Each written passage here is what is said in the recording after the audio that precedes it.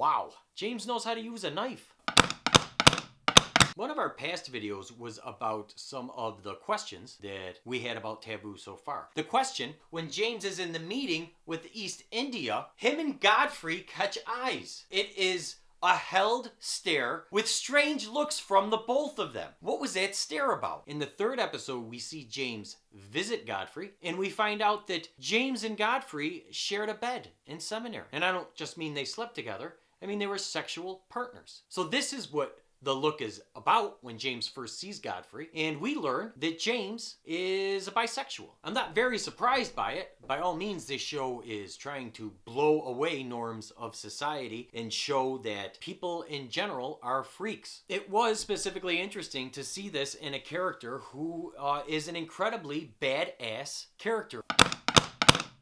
Another thing at this point that we can definitely say we've learned about James is that there is something to this, him being a cannibal. It's been mentioned several times, people have talked about it, that there's rumors that James was a cannibal in Africa, and when he killed his attacker in the alley with the silver tooth, he eats his neck. It was weird to see because the guy was definitely dead. I mean, again, what James did to that guy with the knife was just unbelievable. I partly thought of the Brad Pitt movie that's called, what is that movie called? Tristan? Oh, I just had it. Legends of the Fall. Whenever we see Tristan kill, he shows a certain respect towards the life that he took by cutting its heart out. I don't think that's what James was doing, but I also don't think he was eating. I mean, was he really that hungry at this point that he thought, oh yeah, let me eat while I'm here? I don't think that's what it was. So hard to say why he decided to bite into that assailant's neck, but he did. And there's been several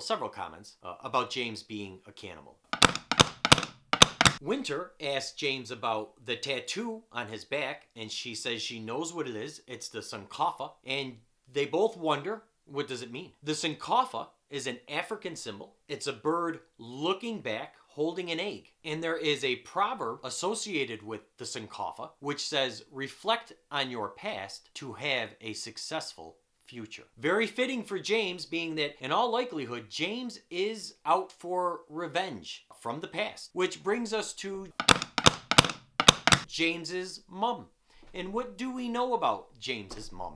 Not too much yet. We do know that she went mad. It seems like James feels she was mistreated. We do see that she was buried at the Bedlam Hospital in London in 1795. Now, this does not bode well for James's mom. If you were buried on the grounds of Bedlam Hospital in the late 1700s, then in all likelihood, they essentially tortured you through experiments until you died. James's mom was severely abused. This is part of James's revenge. It's hard to know if James is out for revenge just for his mother or for his mother and him. In the meeting with Coop and Sir Stuart outright says that James is out for revenge. Coop's reply to Sir Stuart is, what exactly did the East India do to James? And Sir Stuart does not reply. Now, it's also interesting that Sir Stuart says he doesn't remember James in the first episode when he's given James's report card and told that James studied at the Citadel under him because Sir Stuart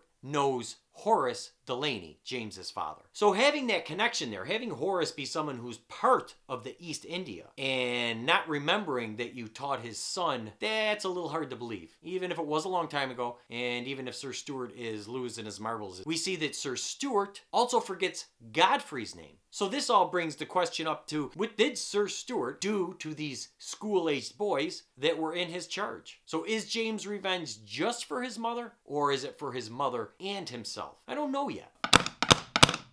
In the first episode, at Horace's burial, James visits Zilpha. In the fourth episode, we find out what this is, that James has the ability to use his third eye. Third eye is an imaginary eye here that allows people to see into the spiritual energy world. You could predict the future or know things about people and stuff like this. And so James has his third eye open. And what we also get in this fourth episode is the detail that this is something that he's had his entire life, but he didn't know how to control it. But once he was taken as a slave, he was taught how to control it. Not quite sure about who took him as a slave, if they're the ones that taught him how to control it, if it was after he escaped. I'm not sure about that yet. But we do know that James has, from a child, always had this ability with his third eye, But it was only as an adult, when he was in Africa, that he was actually taught how to use this ability, how to control it, instead of having it control him.